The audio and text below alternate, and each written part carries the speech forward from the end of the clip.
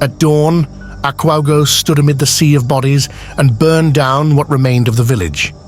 The firelight danced in her eyes as she gazed upon her handiwork. Not a single living soul left, only the dead and the damned. This was just the beginning.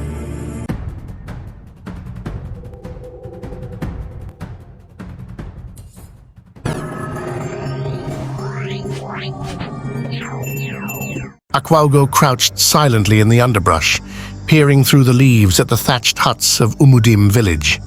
She needed to get closer if her plan was to work. Night would fall soon, the perfect time to strike. Gripping her bone-handled knife, she crept nearer until she could make out the cooking fires glowing between the huts. The vengeful spirit that possessed her would only be satiated by violence. By the time she was finished, the gods would rue the day they cursed her people. The darkness deepened, and the village grew still. Akwaugo slid from the shadows, her bare feet making no sound. She entered the first hut and slit the throats of the sleeping family before they could even scream. One by one, she moved through the huts, leaving only carnage behind. Sometimes she made the kills quick, other times she dragged it out, relishing the terror in her victims' eyes. She saved the chieftain and his wives for last. At dawn, Akwaugo stood amid the sea of bodies and burned down what remained of the village. The firelight danced in her eyes as she gazed upon her handiwork. Not a single living soul left, only the dead and the damned. This was just the beginning. She would obliterate every last trace of the people who wronged hers. Only then could her own soul find peace. With her vengeance complete, she could finally rest. Many years earlier, Akwaugo burst from the forest canopy, wind whistling in her ears as she plunged towards the valley floor hundreds of feet below. At the last second, she lashed out her woven grass tether, looping it around a massive iroko branch jutting from the cliffs. The vine pulled taut, jerking her to a stop and swinging her in a wide arc over the lush jungle. Akwaugo let out a whoop of exhilaration. Since learning vine jumping from her friend Ikenna, she spent every spare moment mastering the skill. She spotted Ikenna perched on a nearby outcropping and swung over to join him. "I beat you this time," she declared, her chest heaving. Ikenna grinned. "Only because I gave you a head start." The pair often competed to see who could jump the farthest from the upper cliffs. Though only 10 years old, they knew the jungle like the backs of their hands. Akwaugo's world was the hidden village of Umunandi, home to her fellow Igbo people. The village was secreted high on these misty cliffs, protected from invading clans and slavers. Akwaugo's parents kept her strictly within their valley, but she and Ikenna were explorers at heart. As the pair climbed back up the cliffside to the village, Akwaugo froze. Strange screams and shouts carried on the wind. Exchanging an anxious glance with Ikenna, they scrambled up faster. A horrifying sight awaited them. Raiders on horseback swarmed through the village, cutting down all in their path. Thatched roofs burned, the smell of blood and fire thick in the air. Akwaugo spotted her parents trying to flee from their burning hut. Before she could cry out, a raider ran them down and slaughtered them both. "No!" she screamed. But the sound was lost in the chaos. The world spun around her. She felt herself yanked down behind some barrels as more raiders thundered past.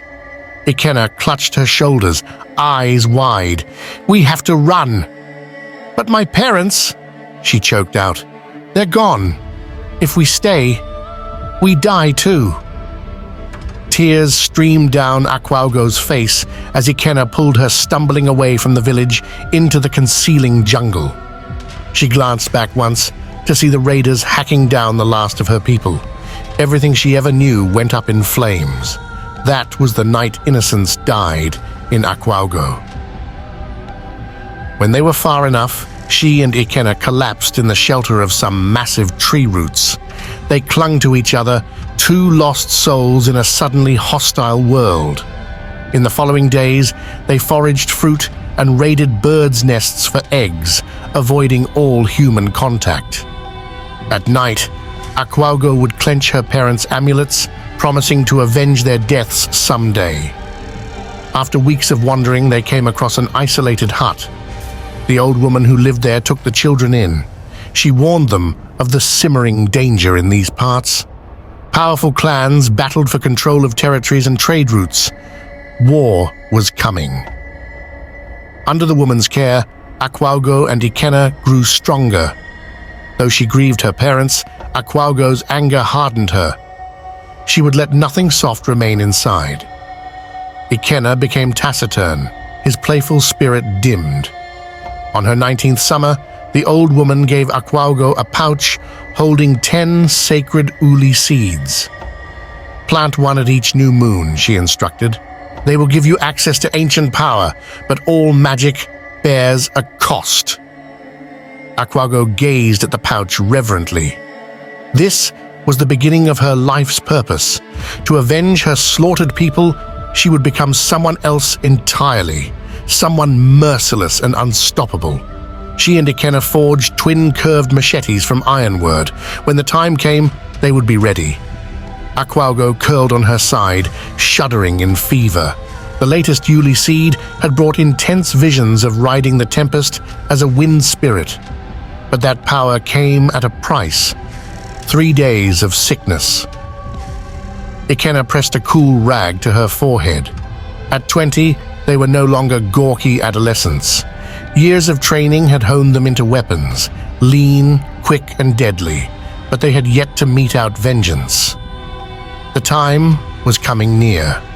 When Akwaugo's strength returned, she went to the old woman and said, "I'm ready." The woman studied her with knowing eyes, then brought out 2 wooden masks. "Wearing these, you may walk freely between realms. No mortal eye will recognize you." Akwaugo ran her hands over the smooth wood. Etched into the surface were symbols of power from the ancient past. This was the final gift needed for their quest. Ikenna chose a mask with sharp jackal features to honor Anubis, guardian of the dead. Akwaugo selected one carved with delicate feathers and fangs. That night, the pair embraced the old woman who took them in. She had taught them the truth, that only justice can cut through evil. Now, they would walk that path wherever it led. Under the moon's glow, they donned their masks. The wooden flesh gripped Akwaugo's face like a living thing. Senses heightened. She could taste magic shimmering on the air. Ikenna squeezed her hand, the jackal eyes glinting through his mask. "We go with honor." Akwaugo raised her machete, letting moonlight ripple along the curving blade. With blood, they moved like shadows through the forest until they reached a well-traveled road. Word was an allied clan chieftain would soon pass this way with his entourage. When dawn broke red and angry, distant hoofbeats sounded. Ikenna and Akwaugo blended into the foliage. Soon a train of soldiers appeared, followed by nobles in palanquins and ornately dressed slaves. In the center rode the chieftain, easy to spot by his gold neck rings and jeweled garb. The pair struck in a blur, Ikenna felling the outriders while Akwaugo sliced her way toward the shrieking nobles. In moments, 20 men lay dead, but the chieftain had already broken away, fleeing down the road. Within human speed, Akwaugo pursued on foot. When his horse stumbled, she dragged him off and sliced open his belly in one vicious motion. But she left him alive, whimpering. Cutting off his fingers, she stuffed them into his own entrails so they would travel with his spirit to the ancestors, a message of the blood debt his people owed hers.